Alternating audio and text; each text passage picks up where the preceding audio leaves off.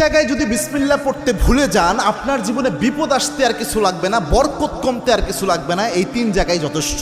খুব মারাত্মক একটা বিষয়। বিসমিল্লাহ তো মোটামুটি সব ভালো কাজের শুরুতেই পড়া হয়, তবে সব জায়গায় ভুলে গেলেও এই 3 জায়গায় মিনিমাম ভুলা উচিত নয়। তার মধ্যে 1 নাম্বার যেটা, এটা আমি সবচেয়ে গুরুত্বপূর্ণ মনে করি, সেটা হচ্ছে বর্তমান পরিস্থিতিতে এটা হচ্ছে আপনার বাথরুমে প্রবেশের শুরুতে বিসমিল্লাহ পড়া।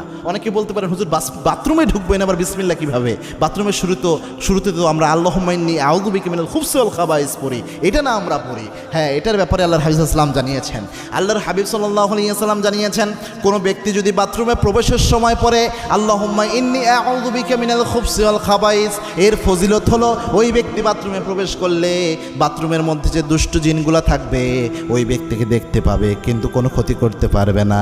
কিন্তু কোনো ব্যক্তি যদি বিসমিল্লাহ লাগিয়ে দিতে পারে, বিসমিল্লাহি আল্লাহুম্মা ইন্নী আউযু বিকা মিনাল খুবসি ওয়াল খাবাইস, এই বিসমিল্লাহ সহ যদি দোয়াটা পড়তে পারে,